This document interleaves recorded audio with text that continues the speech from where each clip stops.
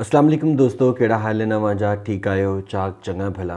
दोस्तों, मां आहियां अव्हांजो मेज़बान कामरान चांग।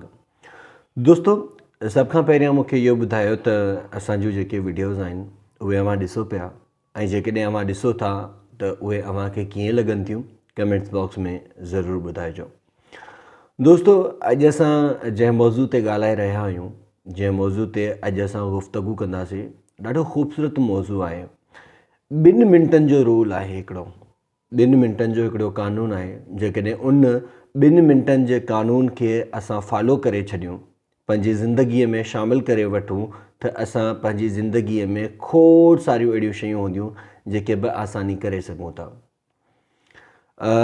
वीडियो शुरू करण खां पहिरियां अव्हां सभिनी दोस्तनि खे गुज़ारिश आहे त असांजे यूट्यूब चैनल जी स्टूडियो खे सब्सक्राइब करे वठो, ताकी असांजूं अचण वारियूं हर वीडियो अव्हां ताईं पहुची सघनि।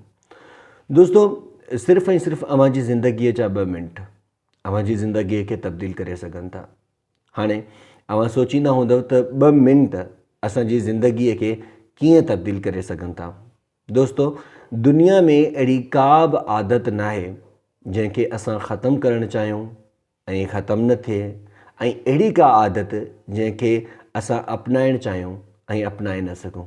2 मिंटनि जो रूल छा थो चवे?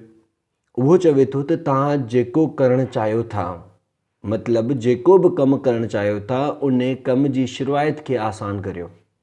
हाणे जेको कमु करणु चाहियो था, उन जे शुरूआति वारे कम खे, शुरूआति वारी जाइ खे आसान करियो।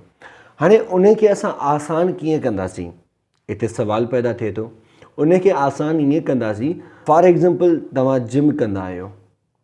हाणे जिम कयो था, पर तव्हांखे वक़्तु कढणु ॾाढो मुश्किल लॻे थो त मां वक़्तु कीअं कढां, मां कीअं वञा, हे जिम सुबुह जो कीअं उथां या शाम जो कीअं वञा।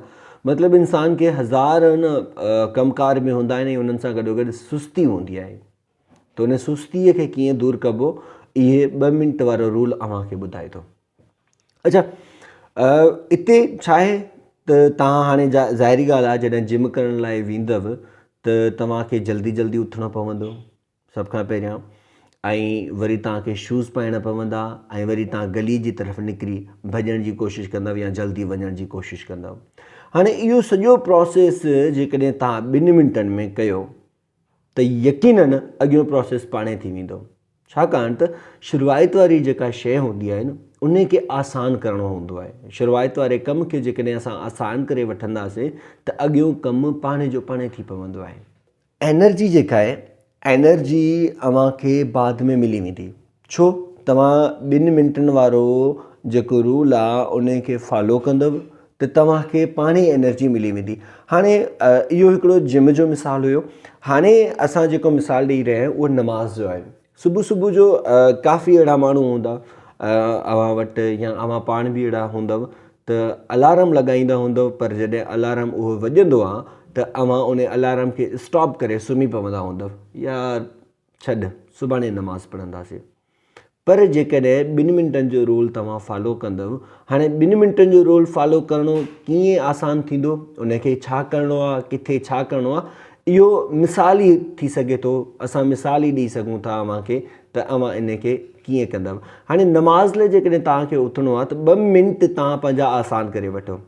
हाणे अलार्म वॻो, तव्हां उथियव, हाणे तव्हां उथियो न, 2 मिंट आसान कयो त तव्हांखे वञिणो आहे, वञी वज़ू करिणो आहे ऐं मुसले ते वञी बीहणो आहे। ऐं जेकॾहिं इहे 2 मिंट तव्हां पंहिंजे पाण खे ॾियो था ऐं उन रूल जे मुताबिक़ ॾियो था, त यकीन मञियो तव्हां नमाज़ मुकमल कंदव। ऐं हिकिड़ो वक़्तु अहिड़ो अची वेंदो जंहिंमें अव्हांजी आदत थी वेंदी। ऐं आदत ज़ाहिरी ॻाल्हि आहे, उहा कॾहिं ख़तमु नाहे थी सघंदी जेकॾहिं तव्हां 2 रूल वारो फार्मूलो न आज़मायो त। दोस्तों, अॼु जी वीडियो 2 मिंटनि जे रूल जे हवाले सां हुई। उमेदु आहे तव्हां सभिनी दोस्तनि खे पसंदि आई हूंदी। जेकॾहिं अव्हांखे ॻाल्हि सम्झ में न आई आहे त पोइ बि अव्हां असांखां कमेंट्स में पुछी सघो था। जेकॾहिं सम्झ अची वई आहे त पोइ बि अव्हां असांखे ॿुधाए सघो था। पंहिंजो खोड़ सारो ख़्यालु रखिजो। इंशाल्लाह वरी नई वीडियो सां गॾु अव्हां लाइ हाज़िर थींदासीं। तेसिताईं अल्लाह निगहबान।